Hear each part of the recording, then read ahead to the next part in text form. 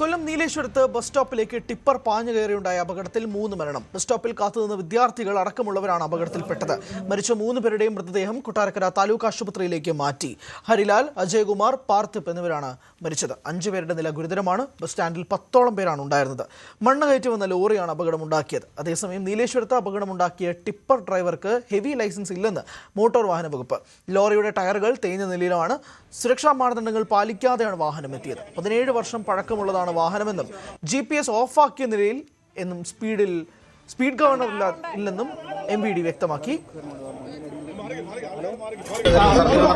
നടപടികൾ വണ്ടിയുടെ permit suspend ചെയ്യുന്ന നടപടി RTA ബോർഡിന് സമർപ്പിക്കും. വണ്ടിയുടെ സർട്ടിഫിക്കറ്റ് ഓഫ് ഫിറ്റ്നസ് ഇപ്പോൾ സസ്പെൻഡ് ചെയ്തിരിക്കുന്നു.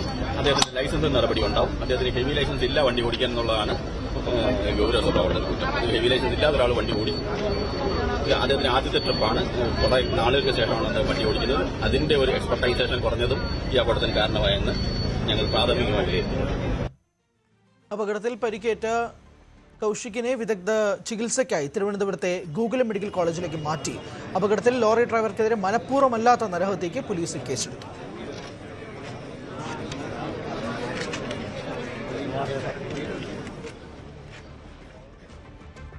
കൊട്ടാരക്കരയിലെ ടിപ്പർ ദുരന്തത്തിൽ മരണപ്പെട്ട 3 പേരുടെയും പോസ്റ്റ്മോർട്ടം നടപടികൾ പൂർത്തിയായി. KSRTC ജീവനക്കാരനായ അജയൻ ആചാര്യയുടെ മൃതദേഹം ബന്ധുക്കൾക്ക് വിട്ടുകൊടുത്തു. ഇന്ന് തന്നെ സംസ്കാര ചടങ്ങുകൾ നടക്കും. പാർത്ഥിവിന്റെയും ഹരിലാലിന്റെയും മൃതദേഹങ്ങൾ കൊട്ടാരക്കര താലൂക്ക് ആശുപത്രി മോർച്ചറിയിലേക്ക് മാറ്റി. ഇവരുടെ സംസ്കാര ചടങ്ങുകൾ നാളെ നടക്കും. കൊട്ടാരക്കര താലൂക്ക് ആശുപത്രിയിലെ പ്രത്യേകം സജ്ജമാക്കിയ സ്ഥലത്ത് രാവിലെ 11 മണിയോടെയാണ് ഈ അപകടത്തിൽ നീലേശ്വരത്തിലെ ടിപ്പർ അപകടത്തിൽ മരണപ്പെട്ട 3 പേരുടെയും ഇൻക്വസ്റ്റ് നടപടികൾ ആരംഭിച്ചത്. ഏറെ സമയമെടുത്താണ് ഈ നടപടിക്രമങ്ങൾ പൂർത്തിയാക്കിയത്. കാരണം ഈ 10ാം ക്ലാസ് വിദ്യാർത്ഥിയായ പാർത്ഥിവന്റെ മൃതദേഹം ചിന്നിച്ചിതറിയ നിലയിലായിരുന്നു.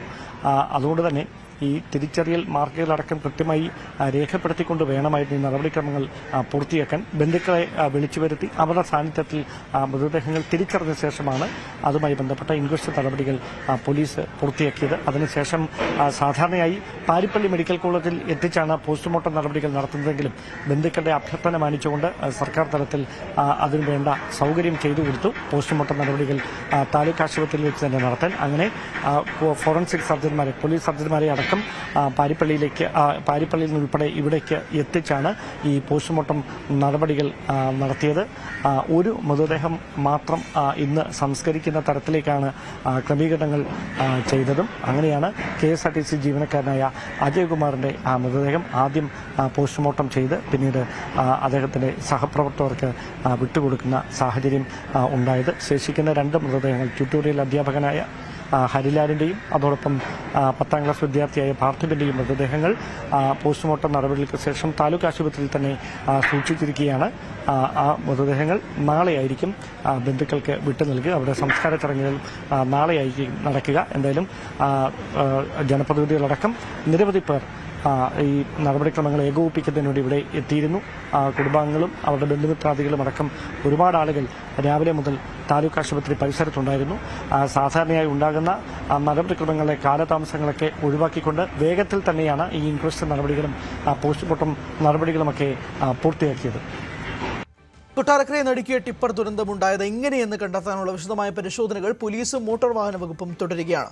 തിരക്ക് കുറവുള്ള പോക്കറ്റ് റോഡിൽ അമിത വേഗതയിൽ ചീറിപ്പാഞ്ഞ ടിപ്പർ 3 പേരുടെ ജീവനെടുത്തത് എങ്ങനെയെന്ന് വ്യക്തമാക്കുന്ന ഗ്രൗണ്ട് റിപ്പോർട്ടിലേക്ക്. എനിക്ക് പിന്നിൽ കാണുന്ന അമ്പലപ്പുറം എന്ന സ്ഥലത്ത് നിന്ന് കൊട്ടാരക്കരയിലേക്ക് വരുന്ന റോഡിൽ രാവിലെ 7 മണിയോടെയാണ് ഈ ടിപ്പർ ലോറി, മണ്ണ് നിറച്ച ടിപ്പർ ലോറി അമിത വേഗതയിൽ നീലേശ്വരം മുക്കോണിമുക്ക് എന്ന സ്ഥലത്തുകൂടി പാഞ്ഞു വരുന്നത്. ഏതാണ്ട് ഈ സ്ഥലത്തെത്തിയപ്പോൾ ആ ദിശയിൽ നിന്ന് വന്ന ഹരിലാൽ എന്ന അധ്യാപകൻ്റെ ബുള്ളറ്റ് ഈ ടിപ്പറിന് മുൻപിൽപ്പെടുന്നു. പെട്ടെന്ന് നിമിഷ നേരങ്ങൾക്കുള്ളിൽ ഈ ടിപ്പറിൽ ഇടിച്ച ശേഷം വാഹനം അവിടെ നിന്ന് ഇടിച്ച് ആ മതിൽക്കെട്ട് തകർത്തുകൊണ്ട് ആ മതിൽക്കെട്ടിന് സമീപത്ത് നിന്ന് ആളുകൾക്കിടയിലേക്ക് വിദ്യാർത്ഥികളും മറ്റ് ജോലിക്കായി പോയിരുന്ന ജീവനക്കാരും ഉൾപ്പെടെ നിന്നിരുന്ന ആ ആൾക്കൂട്ടത്തിനിടയിലേക്ക് പാഞ്ഞു കയറുകയായിരുന്നു. ഇടിയുടെ ആഘാതത്തിൽ ഈ ബുള്ളറ്റ് പൂർണ്ണമായി, അതിൻ്റെ ഒരു വശം പൂർണ്ണമായി തകർന്നിട്ടുണ്ട്. നമുക്കറിയാം ഈ യാത്ര ചെയ്തിരുന്ന ഹരിലാൽ, അദ്ദേഹം ഒരു ട്യൂട്ടോറിയൽ അധ്യാപകനാണ്. അദ്ദേഹവും ആ സംഭവ സ്ഥലത്ത് തന്നെ മരണപ്പെട്ടു. ആദ്യം ഈ ബുള്ളറ്റിൽ ഇടിച്ച് വാഹനം തെറിച്ച് അവിടേക്ക് പതിക്കുകയായിരുന്നു, അതോ അതിനു മുമ്പ് വാഹനം നിയന്ത്രണം വിട്ട് ഈ മതിലിലേക്കാണോ ഇടിച്ചത് എന്ന കാര്യത്തിൽ ഇപ്പോഴും ഒരു സ്ഥിരീകരണം ഉണ്ടായിട്ടില്ല. എന്തായാലും ഇവിടെ കൂടി നിൽക്കുകയായിരുന്ന 10ാം ക്ലാസ് വിദ്യാർത്ഥിയായ പാർത്ഥിബ്, അതോടൊപ്പം തന്നെ KSRTCയിലെ മറ്റൊരു ജീവനക്കാരനായ അജയൻ, അതോടൊപ്പം ഈ ബുള്ളറ്റ് ഓടിച്ചിരുന്ന ട്യൂട്ടോറിയൽ അധ്യാപകനായ ഹരിലാൽ, ഇങ്ങനെ 3 പേർക്കാണ് ഈ സംഭവ സ്ഥലത്ത് വെച്ച് തന്നെ ദാരുണമായ അപകടത്തിൽ ജീവൻ നഷ്ടപ്പെടുന്ന സാഹചര്യമുണ്ടായത്. ടിപ്പർ ഓടിച്ചിരുന്ന ഡ്രൈവർ, അതോടൊപ്പം ടിപ്പറിലുണ്ടായിരുന്ന ക്ലീനർ, മറ്റ് 5 പേർ ഇവർക്ക് പരിക്കേറ്റിട്ടുണ്ട്. ഇവരെ കൊട്ടാരക്കര താലൂക്ക് ആശുപത്രിയിലും അതോടൊപ്പം തന്നെ ഗുരുതരമായി പരിക്കേറ്റവരെ തിരുവനന്തപുരം മെഡിക്കൽ കോളേജ് ആശുപത്രിയിലേക്കും മാറ്റിയിരിക്കുന്ന സാഹചര്യമാണ് നിലവിൽ. ഈ വാഹനത്തിലെ മണ്ണ് മുഴുവൻ അത് ഈ കൂടി നിന്ന ആളുകൾക്ക് മുകളിലേക്ക് പതിച്ചു. അവിടെ നിന്ന് ഏറെ പ്രയാസപ്പെട്ടാണ് അഗ്നിശമന സേനയും പോലീസും നാട്ടുകാരും ചേർന്ന് ഏറെ നേരത്തെ ശ്രമത്തിനൊടുവിൽ മണ്ണിനടിയിൽ പൊതിഞ്ഞു പോയ ഈ 3 പേരെ അടക്കം പുറത്തേക്ക് എടുക്കുന്ന സാഹചര്യമുണ്ടായത്. ഇതിൽ പാർത്ഥിബിൻ്റെ ശരീരഭാഗങ്ങൾ വേർപെട്ടു പോയ നിലയിലായിരുന്നു എന്നാണ് ദൃക്സാക്ഷികളടക്കം പോലീസിന് പ്രാഥമികമായി നൽകിയിരിക്കുന്ന മൊഴി. അതോടൊപ്പം എടുത്തു പറയേണ്ടുന്ന കാര്യം, ഈ അപകടത്തിലേക്ക് നയിച്ചത് ഈ അമിത വേഗതയിലെത്തിയ ടിപ്പർ ഈ ബുള്ളറ്റിൽ ഇടിക്കാതിരിക്കാനായി നടത്തിയ ശ്രമം നിയന്ത്രണം നഷ്ടപ്പെട്ട് മതിലിലേക്ക് ഇടിക്കുകയായിരുന്നു, അതോ അതിനപ്പുറത്തേക്ക് ബുള്ളറ്റിൽ ഇടിച്ച ശേഷം നിയന്ത്രണം നഷ്ടപ്പെട്ട് മതിലിലേക്ക് ഇടിച്ച് കയറുകയായിരുന്നു? ഈ കാര്യത്തിലൊരു കൃത്യമായൊരു സ്ഥിരീകരണം ഉണ്ടായിട്ടില്ല. അത് വിശദമായി തന്നെ പരിശോധിച്ചുകൊണ്ട് ഇരിക്കുകയാണ്. എന്തായാലും വളരെ ദാരുണമായ അപകടത്തിൽ ഒരുപാട് പ്രതീക്ഷകളോടെ സാധാരണ വീട്ടിൽ നിന്ന് ഇറങ്ങുന്നത് പോലെ ഇന്ന് രാവിലെയും വീട്ടിൽ നിന്നിറങ്ങിയ 10ാം ക്ലാസ് വിദ്യാർത്ഥിയായ പാർത്ഥിബിനും മറ്റ് 2 പേർക്കും ജീവൻ നഷ്ടപ്പെടുന്ന സാഹചര്യമാണ് ഉണ്ടായിരിക്കുന്നത്. വലിയ തിരക്കൊന്നുമുള്ള റോഡല്ല, ഒരു പോക്കറ്റ് റോഡാണ്. ആ പോക്കറ്റ് റോഡിലാണ് ഈ അമിത വേഗതയിലെത്തിയ ടിപ്പർ 3 കുടുംബങ്ങളുടെ പ്രതീക്ഷകൾ തച്ചുടച്ചത് എന്നതാണ് എടുത്തു പറയേണ്ടുന്ന കാര്യം. ക്യാമറമാൻ ബിബിൻ മുരളിക്കൊപ്പം നീലേശ്വരത്ത് നിന്ന് ഡാൻ കുര്യൻ, ന്യൂസ് 18. കൂടുതൽ വാർത്തകൾക്ക് news 18 Keralam YouTube channel subscribe ചെയ്യുക.